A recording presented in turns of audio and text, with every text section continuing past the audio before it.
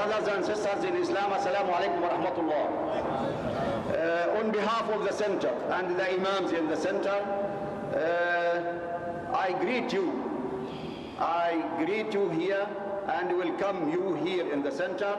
And as you know that we take any opportunity, we try to find any chance to find the scholars or the preachers of Islam, the elder brothers who know something about Islam and know how to propagate Islam, how to spread Islam, how to teach Islam, and invite him to come to the center to enlighten us all.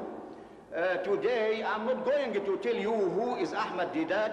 You know him, and he is well known to everybody in America, in Asia, in Africa. He is well known to everybody, and I'm not going to say what he will say, because we will leave that to him. He is like an ocean of knowledge. So, and he has a lot of experience, and knowledge.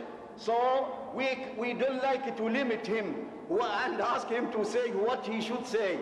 We leave that to him, because we need his experience, we need his knowledge, we need his teachings to enlighten us all. The procedure that we will start, we will ask his permission first, because he is the chairman, or he is the boss of this this night. We will ask him if he permits us that our brother Sheikh Muhammad Buhairi will read something from the Holy Quran, and we will ask him, our brother Ahmed Deedat to talk, to give you his talks. And let us now start by the recitation from the Holy Quran.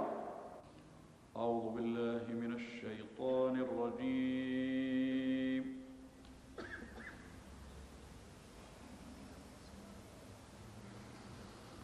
بسم الله الرحمن الرحيم.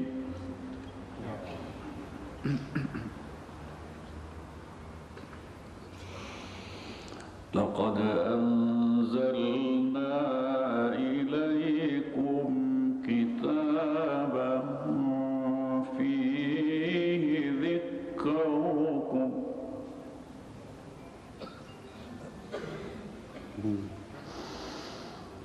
أفلا تعقلون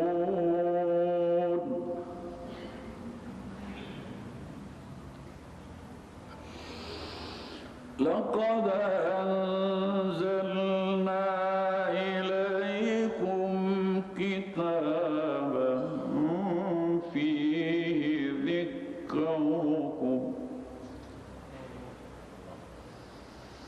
أفلا تعقلون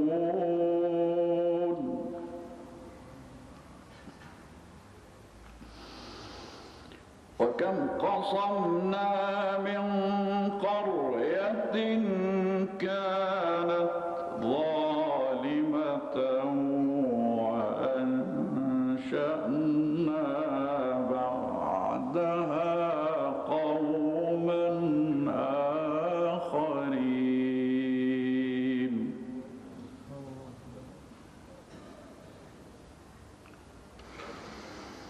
فلما أحسوا بأسنا إذا هم منها يركضون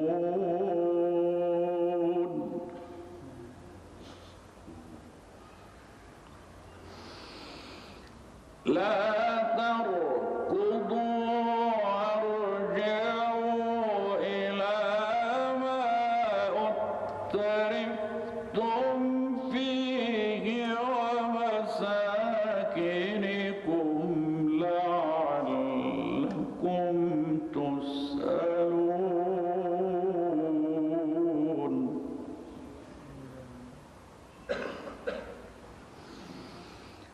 قالوا يا ويلنا إنا كنا ظالمين فما زالت تلك دعواهم حتى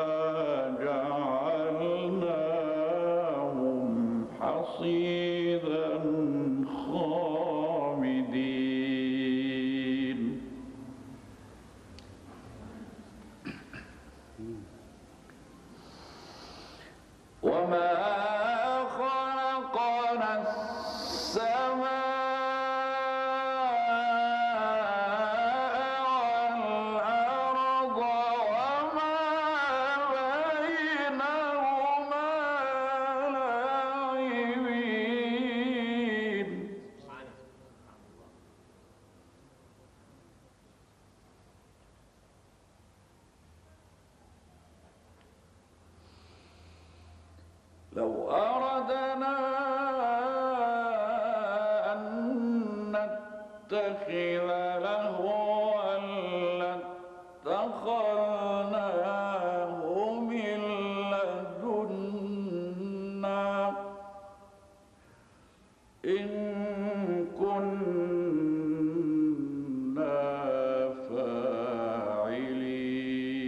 فاعلين بل نقذف بالحق على الباطل فيدمغه فإذا هو زاهق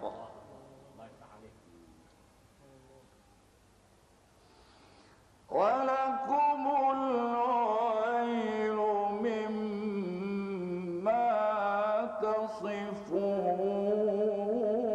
تصفون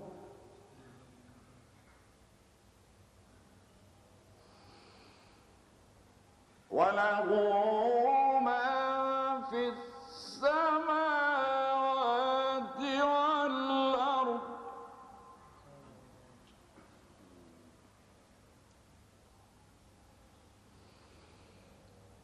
ومن عنده لا يستكبرون عن عبادته ولا يستحسرون يسبحون الليل والنهار لا يفترون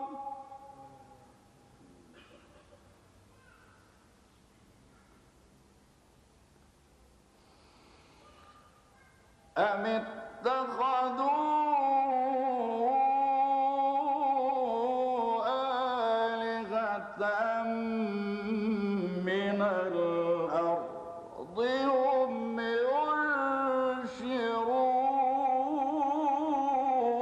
ينشرون لو كان فيهما آلهة إلا الله لفسدتا فسبحان الله فسبحان الله فسبحان الله رب العرش عما يصفون لا يسأل عما يفعل وهم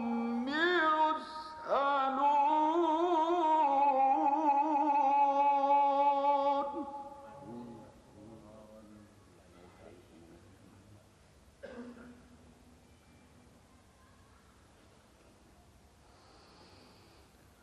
أم اتخذوا من دونه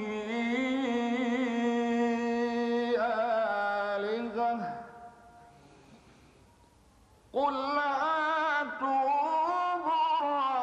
برهانكم هذا ذكر من معي وذكر من قبلي بل أكثرهم لا يعلمون الحق بل أكثرهم لا يعلمون الحق فهم معرضون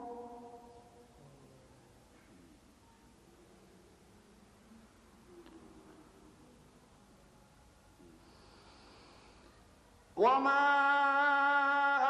أرسلنا من قبلك من رسول إلا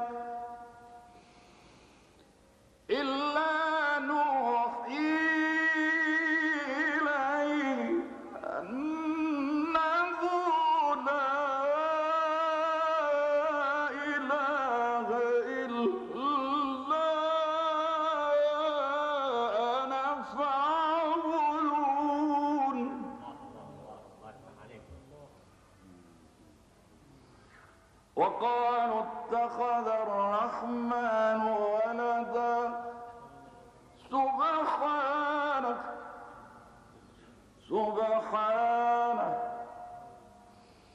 سبحانه بل عباد مكرمون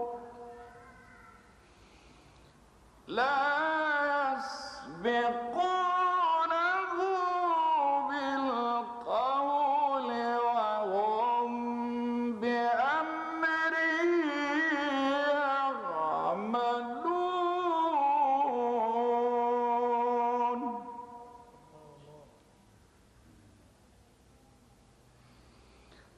يعلم ما بين أيديهم وما خلفهم ولا يشفعون إلا لمن ارتضى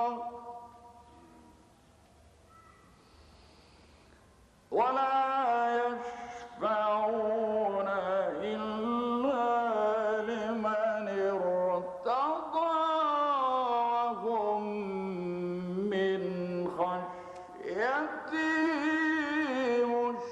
مشفقون صدق الله العظيم.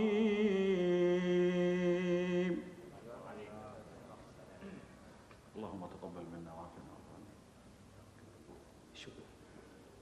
أعوذ بالله من الشيطان الرجيم بسم الله الرحمن الرحيم وما أرسلناك إلا كافة للناس بشيرا ونذيرا ولكن أكثر الناس لا يعلمون صدق الله العظيم. My dear brethren, my dear brothers and sisters, this comes like an anti-climax to what we have been hearing, the voice from heaven. We hear Allah's kalam so beautifully read, and now comes along somebody like me wanting to speak and give some comments on some Quranic verses. To me, you feel ashamed to stand up after what you have been just hearing from Allah's kalam. But it's the love and feeling that you have for me, that you want to hear me talk as a brother Muslim, so I'm forced to say some words. It was towards his last days on earth. Our Nabi Kareem sallallahu alaihi wasallam, he was in Medina. The whole of Arabia was at his feet. The whole of Arabia had accepted Islam. The only thing that was left to be done was now polishing of the Muslims, making them better Muslims. That he could sit back and relax. The job is done. Not so. This is what he must have felt, well-deserved rest. Leave it to the Sahabas to carry on polishing of the people, make them better Muslims. Not so. Allah Bari Ta'ala, He sends Akhi Jibreel with this ayah I read to you just now, telling him, وَمَا أَرْسَلْنَاكَ إِلَّا كَافَّةً لِلنَّاسِ بَشِيرًا وَنَذِيرًا وَلَكِنَّ أَكْثَرَ النَّاسِ لَا يَعْلَمُونَ. That we have not sent you, O Muhammad, except as a giver of glad tidings, Bashiran, wa Naziran, and as a warner. وَلَكِنَّ أَكْثَرَ النَّاسِ لَا يَعْلَمُونَ. But the bulk of mankind, they still do not know. There's no time for rest. As the Urdu poet says, وقت فرصت ہے کہاں کام ابھی باقی ہے نور توحید کا اتمام ابھی باقی ہے. There's no time for rest and relaxation. There's work to be done. So what does he do? He calls the scribes, people who could read and write, because our Nabi Kareem sallallahu alaihi wasallam was an ummi, an unlettered prophet. So he calls the scribes and he dictates to them 5 letters. One to the emperor of Persia, to the Emperor at Constantinople, the King of Egypt, the King of Yemen, and the Nagas of Abyssinia. 5 letters. On parchment, skins of animals, they were written down, short letters. 5 Sahabas, invaluable lives. 5 steed, horses, the Mercedes Benzes and the BMW of the time. That's what it was. And he sends them out in different directions. 1,500 miles this way, 1,000 miles the other way, across the Red Sea, few hundred miles behind him. This is what he did. Immediately he set in motion that the message that Allah had given him was not only for the Arabs, it was to be given to the rest of mankind. He said, وَلَكِنَّ أَكْثَرَ النَّاسِ لَا يَعْلَمُونَ. But the bulk of mankind still hasn't received the message. This is what he did. What he could afford. He can ill afford the lives of 5 Sahabas, 5 horses with little parchments. I am asking our brethren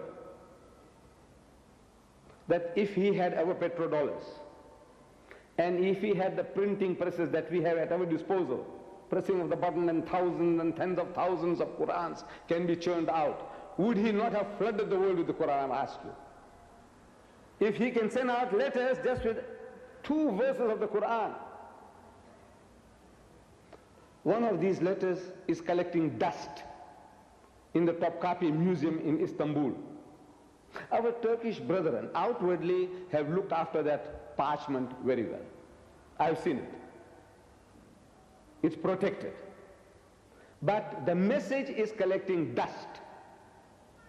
Because that letter to Heraclius, the emperor at Constantinople, begins with the first ayah, the first verse of the Quran, Bismillahir Rahmanir Rahim, in the name of Allah, most gracious, most merciful. And it continues. Generally, we can't read that letter because it is more like scratches, shorthand. The writings of 1400 years ago. We are used to nice, bold handwriting. So they have produced for us in beautiful script, side by side, a transcript in Arabic of that letter. So if you read this, you can decipher that. And I read it with Bismillah. Then it says, from Muhammadur Rasulullah to Heraclius, the emperor at Constantinople, accept Islam and be benefited. Then another ayah from the Holy Quran, قُلْ يَا أَهْلَ الْكِتَابِ تَعَالَوْا إِلَىٰ كَلِمَةٍ سَوَاءٍ بَيْنَنَا وَبَيْنَكُمْ أَنْ لَا نَعْبُدَ إِلَّا اللَّهَ وَلَا نُشْرِكَ بِهِ شَيْئًا وَلَا يَتَّخِذَ بَعْضُنَا بَعْضًا أَرْبَابًا مِّن دُونِ اللَّهِ فَإِن تَوَلَّوْا فَقُلُوا اشْهَدُوا بِأَنَّا مُسْلِمُونَ. And he ends with his own words and his seal. That message is collecting dust in Istanbul. That message. What is the message? The message says, Qul, Allah tells him, and he is telling them, and through him is telling us all. Every Muslim is being told, Qul, tell them, Ya Ahlal Kitab, O people of the book, O Jews and Christians, Ta'alaw, come, ila kalimatin sawa'im baynana wa baynakum, that we come to common terms as between us and you. Let us get onto a common platform. And the terms and conditions of getting together, Allah says, Allah na'budu illallah, that we worship none but Allah. This is what you want to talk about. You would have a dialogue? What dialogue? Our brethren have been having dialogues with the Christians. One Christian missionary said it is hogwash. This dialogue taking place between Muslims and Christians is hogwash. You know what's hogwash? When you wash the pig and the leftover water, that's what it is. And wallah, that's a Christian missionary says that. And I think I'm inclined to agree with him. Hogwash, bluffing the people. Dialogue, what dialogue? What dialogue are you talking about? Allah is telling you to have a dialogue with him. Then he's telling you what to talk about. Not the price of oil and the position of woman. All this you can talk in your spare time. You have nothing else to do, you talk. But Allah is telling us what to talk about. Number one is Allah na'budu illallah, that we worship none but Allah. Talk about that. This is Allah says, talk about this. So he said, no, we worship the same God. So with God. It's the Father, Son and Holy Ghost. So Allah says, tell him, وَلَا تَقُولُوا ثَلَاثًا, don't say Trinity, إِنْتَهُ خَيْرٌ لَكُمْ. This is, stop it, it will be better for you. إِنَّمَّ اللَّهُ إِلَهٌ وَاحِدٌ, for your Allah is one Allah, He is not three in one, He is not one in three. He is telling you what to talk about. But that letter, that message is collecting dust in Istanbul, and that message is collecting dust in our homes. Every Muslim home, I can't imagine a Muslim home without a Quran. I can't imagine it. You're Muslim and you haven't got a Quran in your house, the Mashhaf at least, the Arabic Quran, you haven't got it in your home. You're a Muslim. Whether you're a Bangladeshi or a Pakistani, whatever you are, you're a Sudanese, whatever you are, we have Qurans in our homes. The Quran is there, but the message is collecting dust. This is what hurts, is the message. Nobody ever uses that. Nobody. I've been to Egypt, with apologies to our Sheikh from Egypt, please. I mean no personal hurt to anybody. I just come from Egypt. In March, I was there in Egypt. They called me to a Dawah conference. You know what's Dawah? Dawah means invitation. In Urdu, when you say Dawah, they invite you for tea, Dawah. Invite you for walima, they call it, wedding feast. We call it Dawah. When we say Dawah conference, it means propagation, not coming to eat for a cup of tea. Yes, Dawah, the word Dawah we use. In my language, in Gujarati, we say Dawah, Dawat. In Urdu, we say Dawah, Dawat dete hain. This Dawah conference means propagation of Islam. They want to discuss the problems in Egypt. How best that we can do Dawah. And I was there for a week. Dawah, Dawah, Dawah. Really, not one word of Dawah. Big bluff, big bluff. Apologies, please. He's my host, you see. He speaks so nice about me and I'm speaking about his country. Not one word of Dawah. Wallah, not one. Husni Mubarak comes along. Handsome young man. I think he's one of the handsomest of Muslim rulers. Look, to me, he looks the handsomest. And his speech, he spoke beautiful Arabic, although I can't understand Arabic as a language, beautiful. Allah. No, Husn. Husn means beauty. No. Yes. Hussein, Husn, it's all come from the same root word. You know, handsome, he's a handsome young man. And he started. He said, I'm listening, you know, among so many things. So, كُنْتُمْ خَيْرَ أُمَّةٍ أُخْرِجَتْ لِلنَّاسِ تَأْمُرُونَ بِالْمَعْرُوفِ وَتَنْحَوْنَ عَنِ الْمُنْكَرِ وَتُؤْمِنُونَ بِاللَّهِ. And he carried on. He didn't complete the ayah. Either intentionally or pressure. You know, since he was given maybe a certain time, he must just finish his talk in certain time. So he read half the verse, ayah, and he carried on. And this is happening all the time. Not only with Husni Mubarak, with all the other Mubaraks. Same. People read half an ayah like the Christians do. The Christians do the same. They take a verse, half a verse, and they create a religion. It says, the soul that sinneth, it shall die. That's all. I said, look, that is only a phrase of a whole verse. Complete the verse. He doesn't know. The Muslim, he does the same. He ends, وَتُؤْمِنُونَ بِاللَّهِ. What did he say? He says, كُنْتُمْ خَيْرَ أُمَّةٍ أُخْرِجَتْ لِلنَّاسِ. You are the best of people evolved for mankind. تَأْمُرُونَ بِالْمَعْرُوفِ وَتَنْحَوْنَ عَنِ الْمُنْكَرِ. Because you enjoin what is right and you forbid what is wrong. That makes you the best of people. وَتُؤْمِنُونَ بِاللَّهِ. And you believe in Allah. That is only half the ayah. The other half, nobody reads it. Nobody expounds it. Where the solution to your problems are. He says, وَلَوْ آمَنَ أَهْلُ الْكِتَابِ لَكَانَ خَيْرًا لَهُمْ. But if the people of the book, meaning the Jews and the Christians, if they hearken to this message, it will be better for them. In other, it will be better for you. مِنْهُمُ الْمُؤْمِنُونَ. Among them there are good people. You believe that? I don't want to. But Allah says so. Among them, among the Jews, and among the Christians, Allah says, among them there are mu'mins, faithful people. وَأَكْثَرُهُمُ الْفَاسِقُونَ. But the majority of them are perverted transgressors. Yeah, here are your customers. The first people with whom we ought to share our deen. So our Nabi Kareem Sallallahu Alaihi Wasallam said the message with this ayah in it. In our homes is collecting dust. like it's collecting dust in the Topkapi Museum. And there is no likelihood of it ever coming out from the dust. This is my experience in Egypt, one of the leading Muslim nations in the world. For 1400 years, Islam has been supreme in that country, 1400 years, from almost the very beginnings up to today. Except for a few years the French came there, for a few years the British came there, but overall the Muslim is overlord of Egypt for 1400 years. Can you deny that? But where's the dawah? The Christians are there, they're boasting there are 10 million Christians. They say there are 20 million.